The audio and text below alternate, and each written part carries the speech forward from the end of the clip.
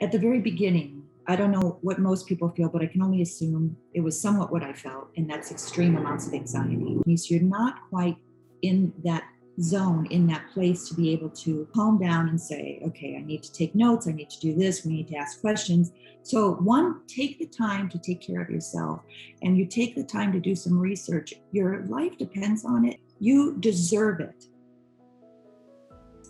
Listen to that little voice in your gut, because at the very, very beginning, when I was in the ER, and the ER doctor was telling me it was a urinary tract infection, and I went with my gut and I pressed and I pushed and I said, would you mind doing a little bit more testing? And that's when he came up and said, you know what? Yeah, we can do an ultrasound. Where does that come from, that little voice? So listen to it.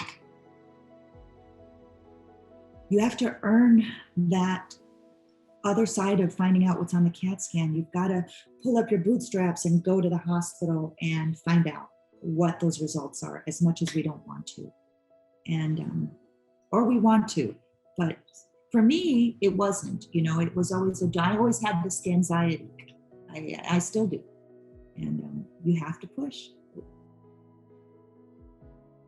Whether that's a best friend, whether it is asking on the KCA website, whether it is a parent, whatever, it's super important to bounce some thoughts on your progress, how you feel you're doing. Are you doing everything right? Reevaluate that every few days or weeks, whatever works in your situation, so that you are not processing all alone. It's important to realize, hey, I can talk to my mom, or I can talk to my best friend or my husband or the KCA and write some questions that I think I'm doing the right thing. I'm listening here, but it's a little bit, I can't tell. And that's what we all need. The most important thing that the KCA provides is that service of support and reliability and trust. And what a relief to say, oh, I'm not alone in this. It's a sigh. It reduces the stress. It's just, there's nothing worse to me in the world to feel alone in that way, because you're not. Whether it's, I'm going to get a second opinion, I'm not feeling this is correct, this is right. If it means being persistent, asking those tough questions that you feel maybe ashamed of asking or whatnot, that is the most important thing, I feel, being your best advocate with kidney cancer.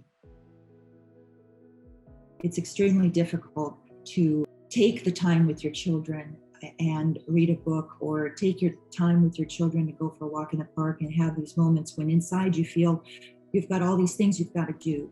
Take the time to be in the moment. To be your own best advocate, you need to take care of yourself.